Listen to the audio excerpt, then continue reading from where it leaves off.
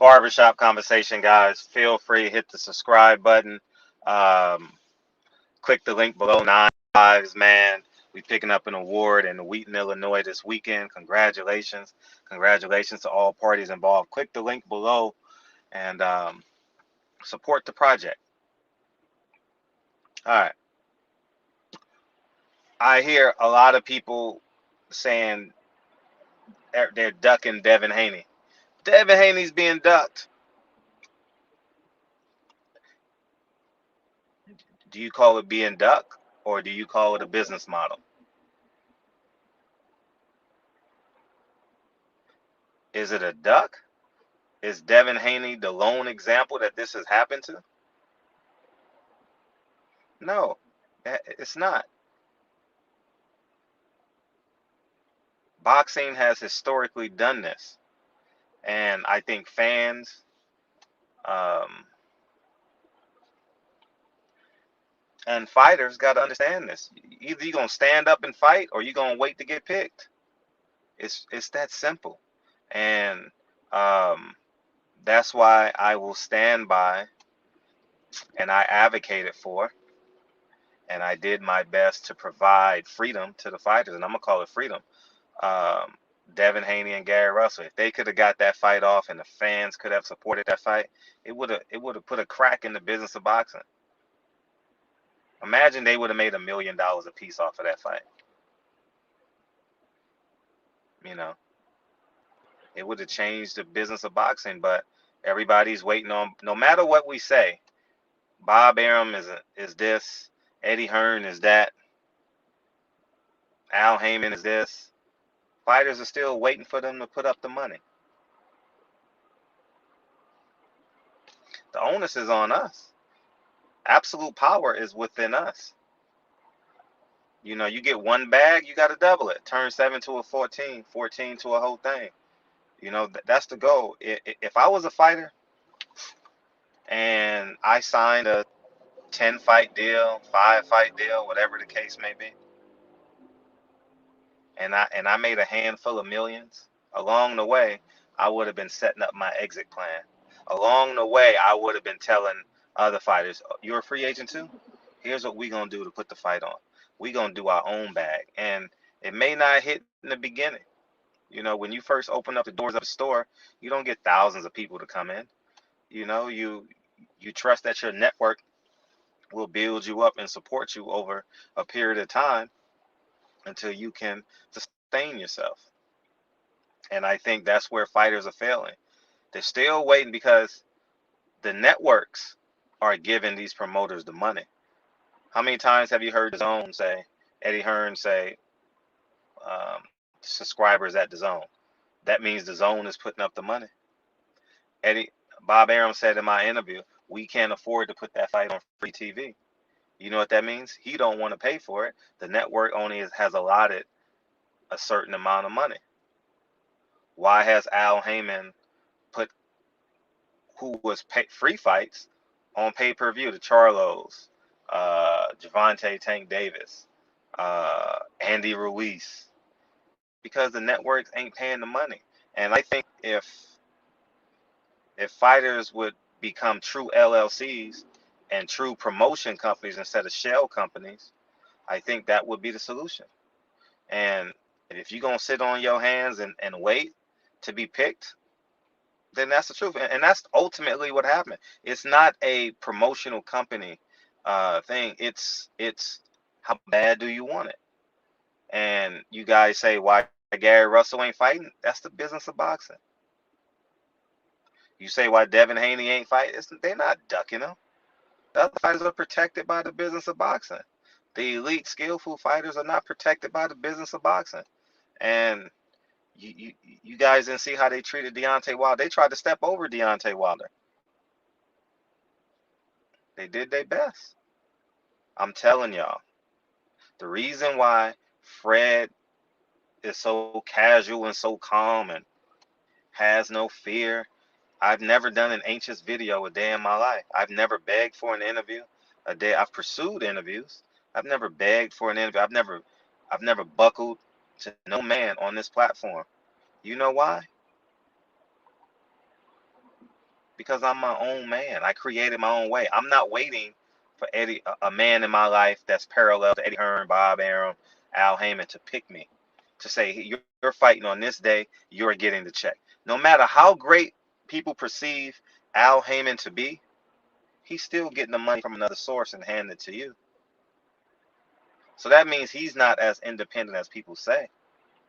You know, he's not robbing Peter to pay Paul, but he's borrowing from Peter to pay you.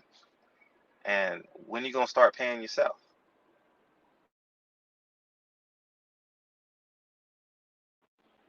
And that's where we're at with this. Fighters got to start paying themselves. Fighters got to create their own sub sub unions. 5 fighters join hands and say, we gonna put on a card. We gonna go down to Atlanta. That's a new net bustling market. There's some cards in Atlanta that's doing exceptionally well at 1,000 people. If I put my name on, I know we can do 5,000. Simple. It's really that easy. I don't know why people think putting on fights is this uh this big deal. Don't you know production has been cut by 80% in terms of cost from 2000 to 2020? Don't you know you can get 4K cameras for pennies on the dollar in comparison to last time, and you can do Wi-Fi hookups. You ain't even gotta be there to do the production. You can have someone set up. I mean, it's oh my heavens, man. I wish people really understand. You know how much it costs to rent out a 5,000 person arena?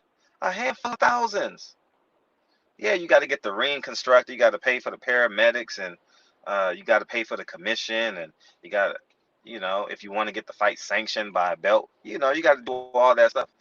But someone's gonna have to step up. You know, when I pushed, no one stood behind me. Everyone was quiet. Fred, you doing the right thing. You standing up for us. But no one said, Fred, publicly, Fred, I'm with you. No one shared my videos. No fighter has ever shared my videos. No one's ever shared my videos. No one. No one has ever said, I fucks with you heavy. The premise that you stand on is right. I'm not saying you're right all the time, but what you want to achieve in this sport. So I took a step back, you know, because at the end of the day, we're comfortable being slaves, and that's basically what we are. If you're waiting for a fight date, you're an employee. I don't care who's your promotional company. You're an employee. Simple. And there's nothing wrong with being an employee, but can't you can't come out and say, "Hey, I'm a boss. I'm a boss. I'm a boss," and you're still waiting for Al Heyman to give you a fight date. You're still waiting for Bob Arum to give you a fight date. You know what I mean? And that's where we're at with it, man. And I genuinely want everyone to succeed. I want everyone to do well. But at the end of the day, someone got to take that risk. Someone got to take that risk. Who's it gonna be? Like who's gonna take that? Who's gonna say no to $1 million like I did? Who's gonna do it? That's gonna be the key. Who's gonna say I can make 1 million on my own? That's the key. You know what I mean? And we'll see. At the end of the day, it's I root for the fighters, man. And this ain't no um just black thing. You guys saw what they did to Regan Dial. You don't think that's gonna be Devin Haney? If no network gets behind him, you don't think that's gonna be Devin Haney? How about Willie? I mean, he's not the best fighter in the world, but how about Willie Mongoose Monroe? You know,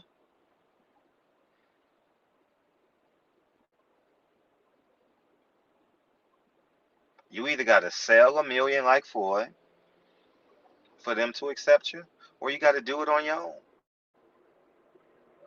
That's it.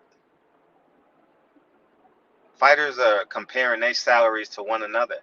Nah, how about you put up 500,000, you put up 500,000, and we put the fight on. Take the risk. In 2 years, in a year and a half, Tia Female's gonna be complaining about Top Rank and Bob Arum. Nothing's gonna change. The names just change. The business model don't change. Why you think Gary Russell didn't fight Leo Santa Cruz, Abner Mares, Carl Frampton? He would have wrecked their money. Al Heyman had a goal. I can get the StubHub Center for pennies on the dollar. What fighter do I believe can fill up the StubHub Center? Abner Mares, Leo Santa Cruz. So we're gonna build this LA market, and then once we build them up in LA, we gonna make them Vegas stars. We're gonna put them on undercards of Floyd Mayweather, Deontay Wilder. We're gonna use the black blood to build our business model. The same business model Bob Arum, Eddie Hearn, and Al Heyman had. It's the same business model. I don't hear I don't hear Al Heyman jumping out the window to sign Devin Haney. I haven't heard that. If he's that pro-black, he's not pro-black. He's pro-business. And there's nothing wrong with that. We made the biggest mistake at making Al Heyman pro-black. We're such a minority in their game that every time a black man gets the baton, we label him as pro-black. Al Heyman went to Harvard. They say he's a business genius. He's a business mogul. That's what he is. He's going to use that talk to get the black athlete, but he's not going to step out. Do you know if he's a Republican or Democrat? Al Heyman, from a business sense, should support Donald Trump. He believes in free market. He believes in monopoly. Donald Trump wanted a monopoly. Al Heyman borrowed $500 million to create a monopoly. That's just common business sense. Anyhow, man, I said this video to say this. We got to stop allowing people to feed us, because at the end of the day, they're going to starve us. And that's it. So anyways, 9 Wives, click the link in the bio. They ain't ducking. They ain't ducking. That's business. Just imagine if Devin didn't have a belt. Just imagine if Gary Russell didn't have a belt. They would never fight. They would never fight. Y'all picking Gary Russell or Devin Haney. Team Russell is arguing with Team Haney. Team Haney is arguing with Team Russell. Y'all didn't see the big picture like Frederick Hawthorne from Barbershop Conversations. Y'all didn't. Oh man. Whew, that car still went. That bus, man. Whew. Didn't see. I saw the big picture. Frederick Hawthorne. I created that. I helped create that. I mean, they're the talent, I just have a platform. I'm the great antagonist, as people say. I knew what I was doing. I set the play up. You fumbled the rock. You know what I mean? I gave it to you at the 2-yard line. Whether we was in single back or single back, pro form, you know what I mean? Or all we had to do was follow the blocks. You didn't have to bounce it outside. Nah, you ain't had to be an individual. All you had to do was trust your team. And I think Gary Russell and Devin Haney would have changed the business of boxing. I know it. Because look at YouTube. You see how free I am? It's changing boxing. You want to see me make a headline this week? I can make a headline this week now. I know how.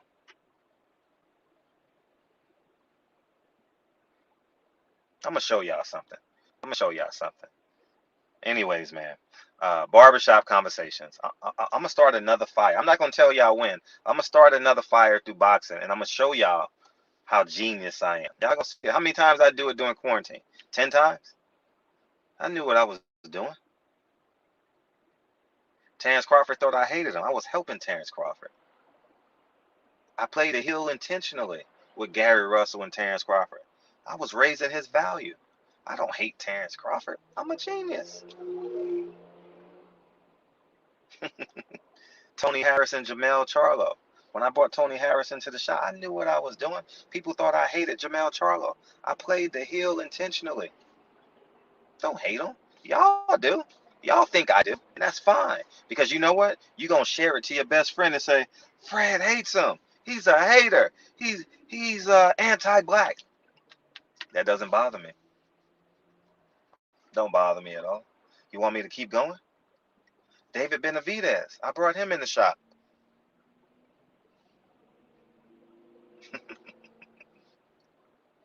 I made Canelo respond. That me bringing him in the shop made Canelo and his manager respond. That was the talk of the town for a week. So I keep going. I'm willing to take the risk.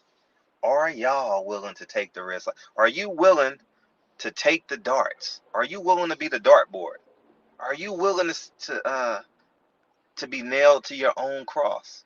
I repeat, are you willing to be nailed to your own cross? Barbershop Conversations. Feel free to hit the subscribe button. Click the link in the bio. Nine Wives is an amazing film. So support the film. How about y'all do? I give so much free game. Support the film, man. $5.19 in honor of Malcolm X's birthday, May 19th. Thank you guys in advance. I appreciate y'all. Thank you for supporting me. Thank you for potentially supporting me. Share the video. Send this to your favorite fighter. And they're not. Devin Haney is not being ducked. They did it to Pernell. They actually robbed Pernell twice. Trust me.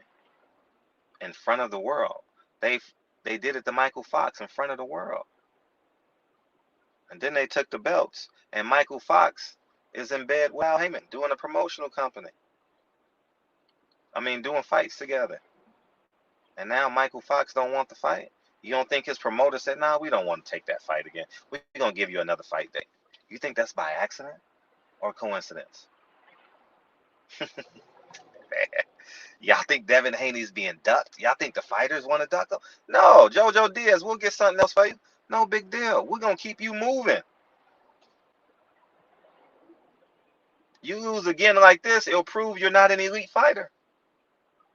We got to wait till you get older, like Jorge Linares, where it's just if you win, it's a bonus. If you lose, we'll just move you to the next star, budding star, Virgil Ortiz. Can you make 47, Linares? Barbershop Conversations, man. Oh, man. I'm telling you, man, when I'm long gone or when this era of fighters retire, they going to thank me so much. They going to thank me so much. Like, man, you're a genius. I should have listened to you. There was a Frederick Hawthorne in the Mike Tyson era. Sure, I don't know who he was, but it was. They didn't listen to him. Mike didn't listen to him. Now I got to do a podcast every day. You think Mike Tyson really want to do a podcast? Come on, man. Barbershop Conversations, man. Feel free to hit the subscribe button. I'll talk to you guys soon. Peace. Nine Wives. Click the link in the bio in the description box below. Holla.